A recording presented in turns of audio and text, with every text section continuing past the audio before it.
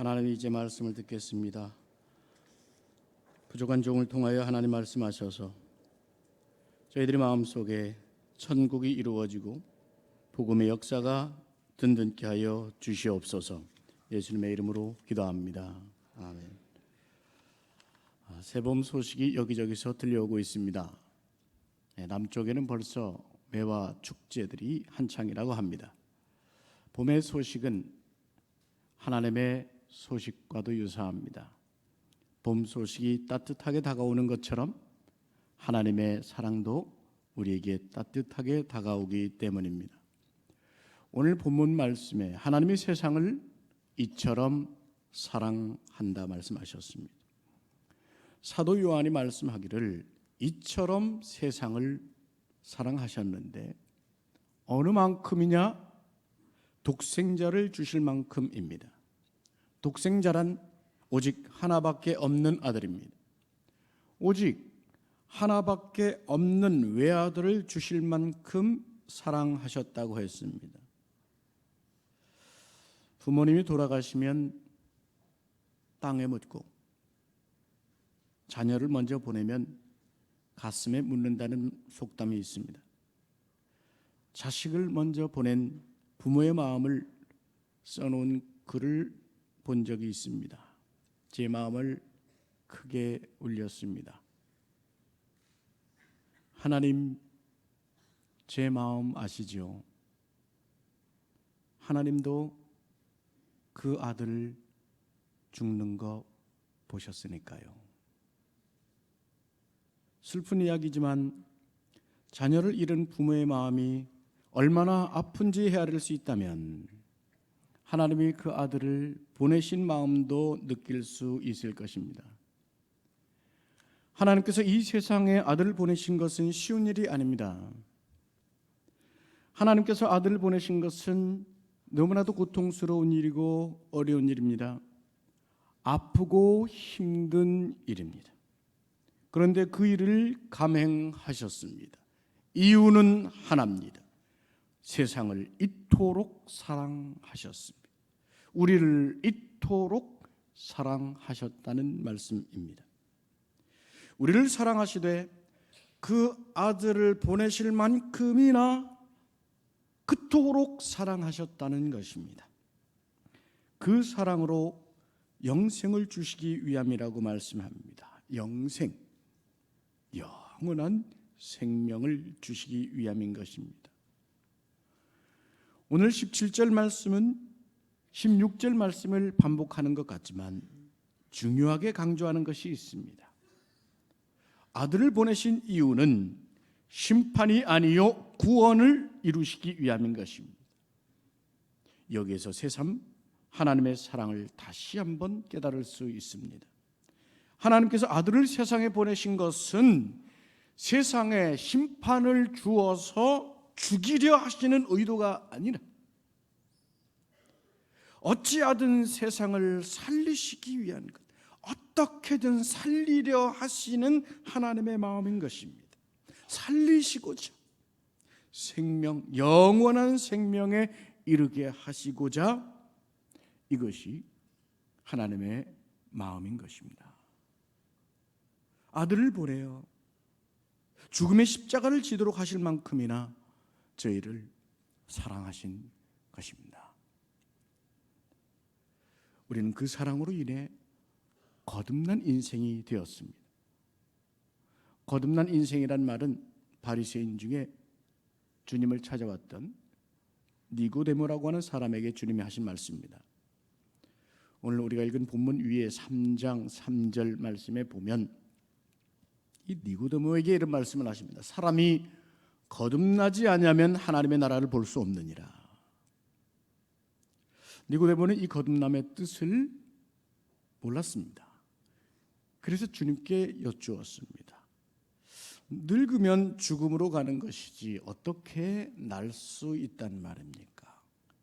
모태에 두 번째 들어갔다가 나오는 거란 말씀입니까? 우리는 이 질문이 이상하다고 여길지 모르지만 당시 상황에서는 매우 적당한 질문입니다.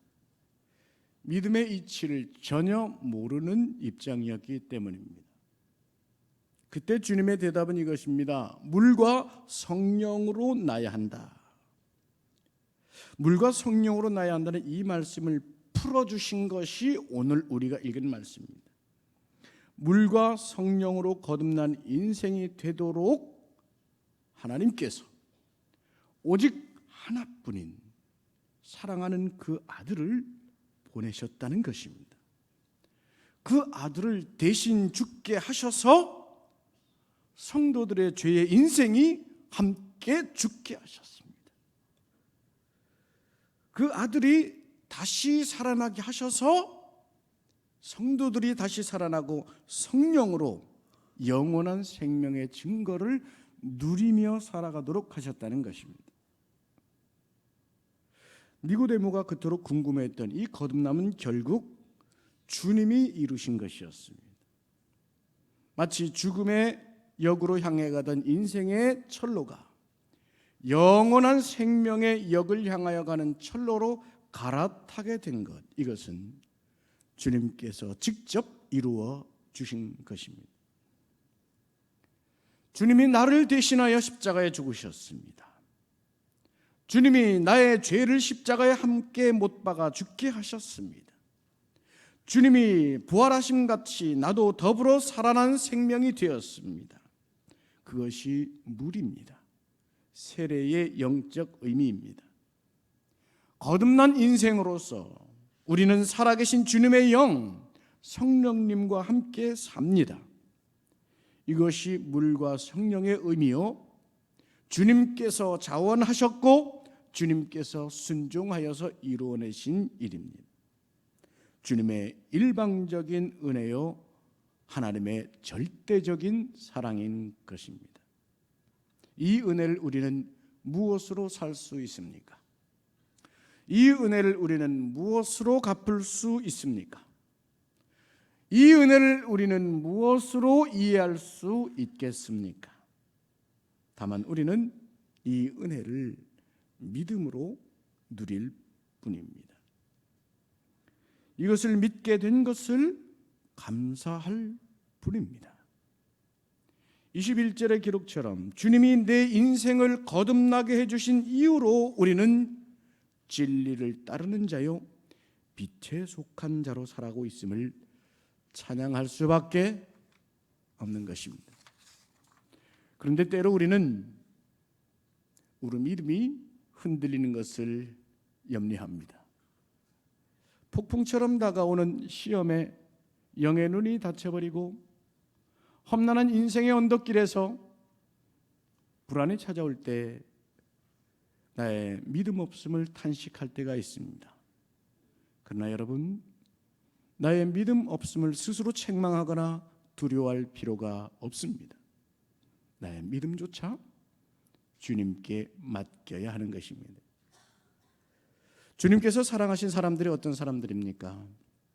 어떤 인생을 향하여 주님을 사랑하셨는지 세 부분만 나누어 본다면, 첫 번째는 연약한 인생을 사랑하셨습니다.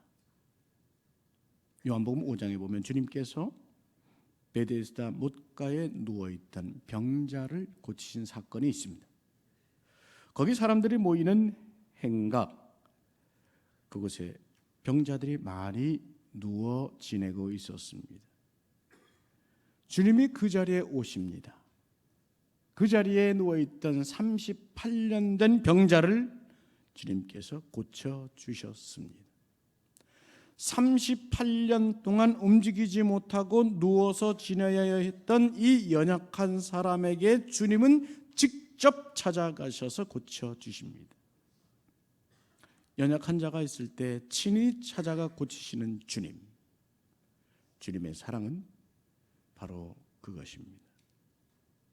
주님은 우리가 연약할 때 찾아와 손 내미시고 주저앉아 일어날 힘도 없을 때 일으켜 세워주시는 분인 것입니다. 이사야서 41장 10절은 우리에게 말씀합니다. 두려워하지 말라, 내가 너와 함께함이라. 놀라지 말라, 나는 내 하나님이 됨이라. 너를 굳세게 하리라. 참으로 너를 도와주리라. 참으로 나의 의로운 오른손으로 너를 붙들리라. 연약한 자를 찾아와 오른손 내미시는 사랑의 복음이 우리 위에 임하여 있는 것입니다. 두 번째, 그 사랑은 이방인의 인생을 향해 있었습니다. 마가복음 7장에 보면 헬라인이요 수로보니게 족속 여인이 있습니다. 이 여인이 주님을 만나러 왔습니다. 이 여인은 자신의 딸이 귀신 들려 그 딸을 고쳐주시기를 간청하였습니다. 그런데 이 여인을 대하는 주님의 말씀을 보면 마치 차별하고 박대하는 것처럼 여겨집니다. 자녀로 먼저 배불리 먹게 할지니 자녀의 떡을 취하여 개들에게 던짐이 마땅치 아니하니라. 이렇게 말씀하셨지만 주님은 그 여인의 믿음을 보고 있었던 것입니다. 이 여인이 주님을 향해 간절한 믿음으로 호소합니다. 주여, 옳소이다마는 상 아래 개들도 아이들이 먹던 부스러기를 먹습니다. 그때 주님이 하시는 말씀입니다. 이 말을 하였으니 돌아가라. 귀신이 내 딸에게서 나갔느니라. 이 여인의 소원대로 아이에게 들렸던 귀신이 떠나가게 됩니다. 모두가 외면하던 이방인에게 동일한 사랑을 베푸신 주님이라는 것입니다. 저 사마리아 땅 5번이나 남자들에게 버림을 받은 그 여인, 사람들에게는 경멸과 조롱의 대상이었던 그 사람을 찾아가 예배의 삶을 주셨던 주님이신 것입니다. 사도 베드로는 베드로전서에서 이렇게 우리에게 들려줍니다. 너희가 전에는 백성이 아니더니 이제는 하나님의 백성이요 전에는 긍휼을 알지 못하였더니 이제는 긍휼을 얻은 자니라. 주님 앞에선 어떤 신분도 어떤 혈통도 어떤 종족 민족도 차별이 없습니다. 이방인의 인생에 주시는 동일한 사랑만이 주님께 있을 뿐이었습니다. 마지막 세 번째로 주님의 사랑은 죄인된 인생들을 향해 있었습니다. 누가복음 19장에 보면 삭개오라는 사람이 등장합니다. 여리고성에 살던 세리, 세무공무원입니다. 이 직업이 당시에는 로마 식민지의 공무원이었고 또 유대를 향해서는 그 로마 정권, 그 식민지의 앞잡이 노릇을 해야 했기 때문에 유대인들이 경멸하던 대상입니다. 그래서 19장 17절 말씀에 보면 유대인들이 이 삭개오를 공공연히 죄인이라고 취급합니다.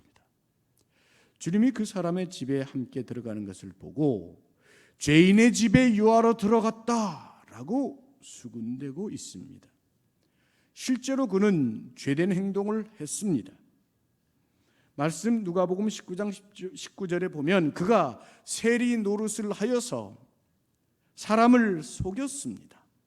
사람들의 것을 빼앗기도 했습니다. 그러나 주님은 아랑곳 없었습니다. 죄인 삭개오가 주님을 모시고 회개 맹세를 할 때 주님은 선포하실 뿐입니다. 오늘 구원이 이 집에 이르렀으니 이 사람도 아브라함의 자손임이로다. 죄인된 인생을 찾아가 거듭나게 하신 주님이신 것입니다. 주님이 사랑하지 못하신 죄인은 없었습니다. 그래서 로마서 5장 8절은 우리에게 선포합니다. 우리가 아직 죄인 되었을 때에 그리스도께서 우리를 위하여 죽으심으로, 우리가 아직 죄인 되었을 때에 그리스도께서 우리를 위하여 죽으심으로 하나님께서 우리에게 대한 자기의 사랑을 증하셨느니라. 여러분, 내 믿음이 부족한가? 내 믿음이 제대로 되었는가? 두려우시면 누가복음 8장에서 주님이 하신 말씀을 기억하시길 바랍니다.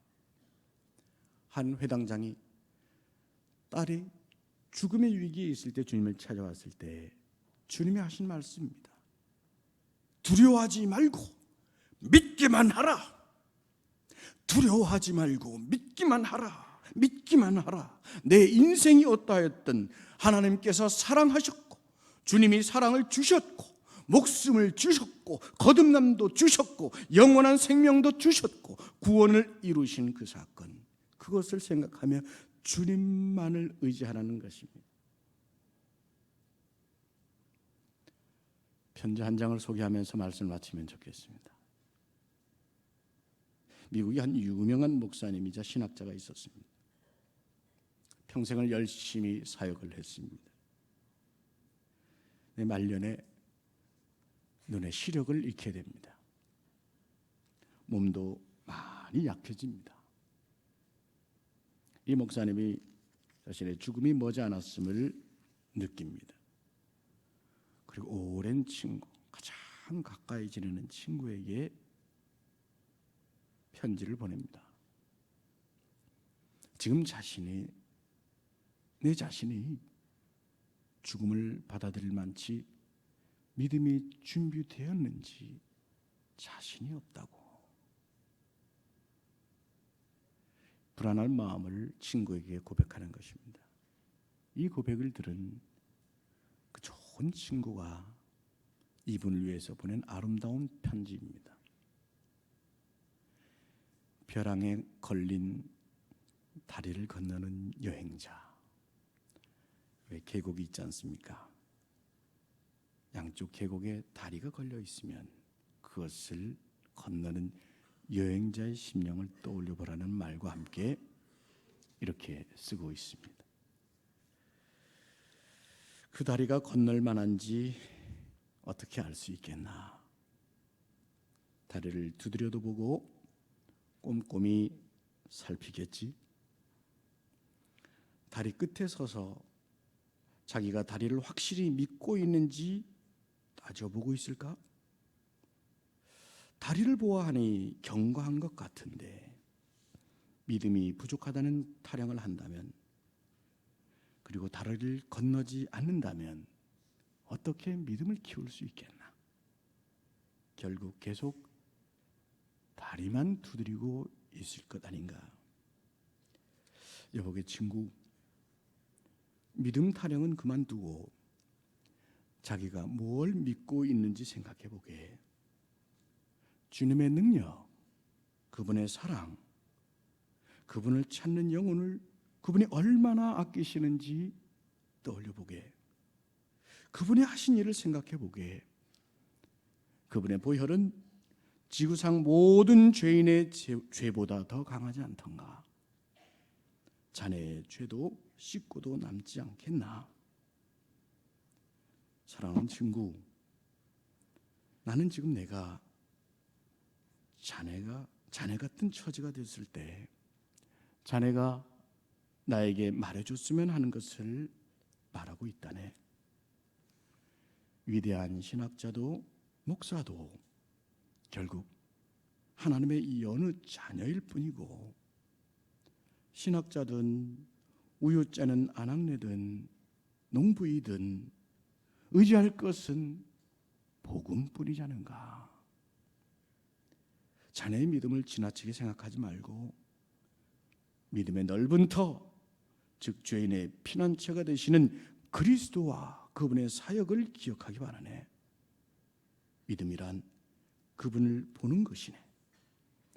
나는 자네의 고통이 줄어들고 매 순간 복음의 기쁨을 누리길 기도하고 있네. 잘 지내게. 하나님은 늘 자네와 함께 계시네. 다리를 생각하게. 자네의 형제 클레몬 리드본. 성도 여러분, 주님께서 이루어 주신 거듭남의 비밀이 우리에게 있습니다. 연약한 인생을 찾아가 친히 고쳐주셨고, 이방에 속했던 인생을 찾아가 복을 주셨고, 어떤 죄인의 인생에든 사랑치 못함이 없으신 주님의 은혜가 우리의 영원한 다리인 것입니다. 누구도 믿음을 자랑할 수 있는 인생은 없습니다. 또한 누구도 내 믿음이 구원에 이를 만한가 하고 두려워해야 될 인생도 없습니다. 어차피 우리의 믿음조차 주님이 주셨기 때문입니다. 그러므로 누가복음 17장 6절에서 주님은 이렇게 말씀합니다. 너희에게 겨자씨 하나만한 믿음이 있었더라면 이 뽕나무더러 뿌리가 뽑혀 바다에 심겨라 하였을 것이요 그것이 너희에게 순종이 되었을 것이다. 여러분의 거듭난 인생, 긴장의 줄타기가 아니라 확신과 담대한 가운데 살아갈 수 있기를 바랍니다. 세상의 어떤 위협도 여러분을 넘어뜨릴 수 없을 것입니다. 사탄의 어떤 미혹과 장난도 여러분을 결코 넘어뜨릴 수 없을 것입니다. 세상의 어떤 위기도 믿음의 사람들을 상하게 하지 못하기 때문입니다. 두려워 말라, 믿기만 하라 말씀하신 주님께서 우리에게 목숨을 내어주시고 영원한 생명을 주셨는데 무엇을 못 주시겠습니까? 일시적인 실패, 일시적인 고통의 시간들을 하나님께서는 간혹 허락하시지만 하나님은 감당치 못할 시험을 주시는 적이 없었습니다. 이런 시험들조차도 은혜로 바꾸셔서 선하고 기뻐하실 뜻을 하나님은 이루어가고 계십니다. 여러분의 인생의 모든 것들을 사랑의 그릇에 담으셔서 아름다운 작품으로 빚어가고 계시는 하나님의 그 은혜를 믿는다면, 주님의 그 사랑을 믿는다면, 여러분 오늘 우리가 지닌 어떤 어려움의 기억들도, 힘든 삶의 경험들도 다 은혜로 화하게 되지 않겠습니까? 기도합시다. 은혜로우신 하나님, 우리에게 거듭난 인생, 영원한 생명을 사는 인생 되게 하셨음을 감사합니다. 오늘 이 복음의 말씀을 순전히 믿게 하심으로 하나님의 은혜 안에 든든히 거하게 하여 주시옵소서. 죽음에 주님께서 주신 복음으로 바꾸어낸 인생, 이 인생이 주님의 사랑을 늘 붙들게 하시옵고 그 사랑으로 아픔의 기억이나 육신의 질병들도 치유되게 하여 주시옵소서. 어떤 어려움도 이겨낼 수 있는 역사와 더 굳건한 믿음으로 인도하여 주시옵소서. 우리 배들의 성도들의 소원과 아람의 응답의 역사가 더하게 하여 주셔서 힘을 내어 주님을 더욱 높이며 살게 하여 주시옵소서. 예수님의 이름으로 기도하옵나이다. 아멘.